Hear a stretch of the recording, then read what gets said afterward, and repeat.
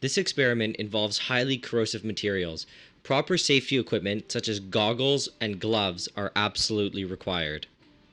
Wintergreen is a nice minty smelling oil naturally produced by many plants. Most notably, it is produced by wintergreen trees, which is where it gets its name.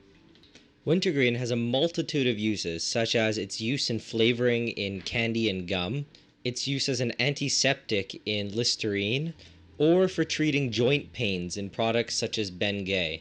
One interesting thing about wintergreen is that when it is mixed with sugar, dried, and then crushed, it exhibits triboluminescence.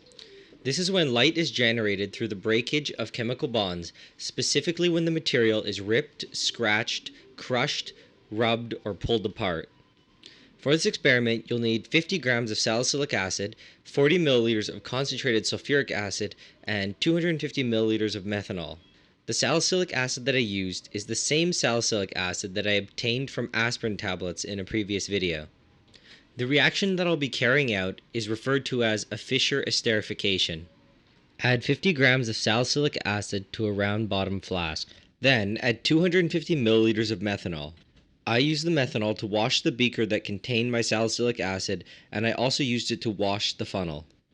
The salicylic acid was then mixed in the methanol until it had fully dissolved. Next, 40 milliliters of sulfuric acid was added. This should be done with a lot of stirring and slowly. The dissolution of sulfuric acid is extremely exothermic, and the methanol solution is going to heat up quite a bit. Adding the sulfuric acid too quickly can cause the methanol to spontaneously boil and splash. A reflux was then set up and the solution was refluxed for an hour and a half. The reaction that is occurring between the salicylic acid and the methanol is shown above. The salicylic acid reacts with methanol, catalyzed by sulfuric acid, to form methyl salicylate and water. The arrows below the H2SO4 pointing in both directions denote that this reaction is an equilibrium reaction. This is because although the sulfuric acid catalyzes and promotes the formation of the ester bond, it also promotes the hydrolysis of the ester, where the water will react with the methyl salicylate to reform salicylic acid and methanol. There are two methods that we can easily use to tip the equilibrium in favor of the products. We can increase the temperature, or we can increase the amount of one of the reactants. The best reactant to use in excess is methanol because the excess can be easily evaporated later on. The concept of predicting how changes in the reaction conditions will affect the equilibrium is referred to as Le Chatelier's principle. Now, without going into much detail, I'll quickly explain the mechanism. This type of acid-catalyzed ester formation is known as Fischer esterification. Basically, the oxygen of the methanol in the red box attacks and forms a bond with the carbon in the blue box of the salicylic acid. Then, the hydrogen in the purple box of the methanol is actually pulled off by another methanol molecule. The methanol molecule carrying this extra hydrogen then donates it to the OH of the salicylic acid in the purple box, which forms water and breaks off, leaving behind the fully formed methyl salicylate. This hydrogen transfer is referred to as a proton transfer. The green box highlights where the methanol ended up. After an hour and a half of refluxing, the reflux apparatus was dismantled and the solution was allowed to cool. Now we need to evaporate about half of the volume. You can evaporate off the methanol using a rotovap like I did if you have access to one, or you can apply light heat and evaporate off the methanol under a gentle stream of air. After rotovapping off a lot of the methanol, you should notice that two layers form.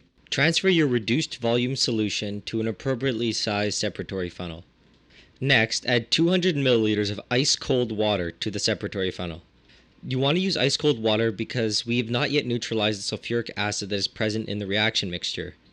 And as you know, water and sulfuric acid when mixed together is exothermic. And then cap the separatory funnel and shook it vigorously with frequent venting. Afterwards, let the separatory funnel stand and let the two layers separate. It should be noted that due to the presence of a large amount of unreacted salicylic acid, the layers are not going to become clear.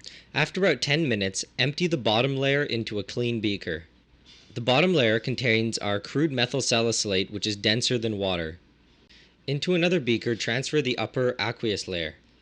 This upper layer contains a lot of the unreacted salicylic acid, methanol, and most of the sulfuric acid. Next, you should prepare a saturated sodium bicarbonate solution by adding about 16 grams of sodium bicarbonate to about 200 milliliters of water. The crude methyl salicylate oil was then transferred back into the separatory funnel. It was then washed twice with 100 milliliters of saturated sodium bicarbonate solution. Both of these washes were carried out in the exact same manner as the water wash, except in this case it is extremely important to degas your separatory funnel. The purpose of the sodium bicarbonate solution is to neutralize any sulfuric acid that remains in our crude methyl salicylate oil, and an acid-base reaction with sodium bicarbonate will produce a copious amount of CO2 gas.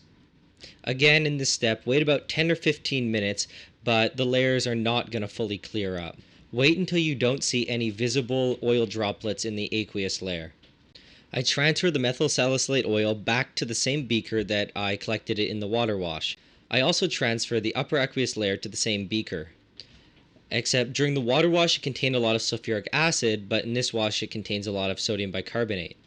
It produces a somewhat entertaining foam as the sodium bicarbonate reacts with the sulfuric acid. And then I do 1 second final wash. I then transferred my crude washed oil into a 50 milliliter round bottom flask and prepared a distillation. For this experiment, a simple distillation is more than sufficient. Just as a side note, there's almost too much solution in the round bottom flask. You should avoid filling a distillation flask above the halfway mark. However, I did not want to have to switch flasks halfway through the distillation. Filling the distillation flask too high increases the chance of bumping occurring that can ruin your distillation. I was simply very cautious and monitored the distillation closely to make sure no bumping occurred. Slowly, the methyl salicylate came over and I was left with a nice crystal clear oil.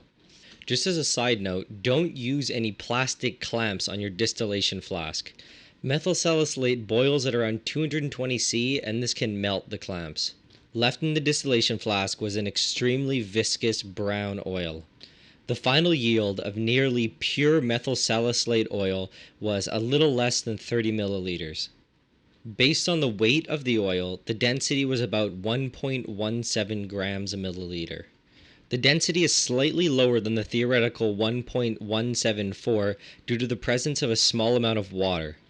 If you like, you can remove the water by adding a small amount of magnesium sulfate. For me, the yield of 64% was pretty acceptable, and you should expect yields of 60 to 75% for most Fischer esterification reactions.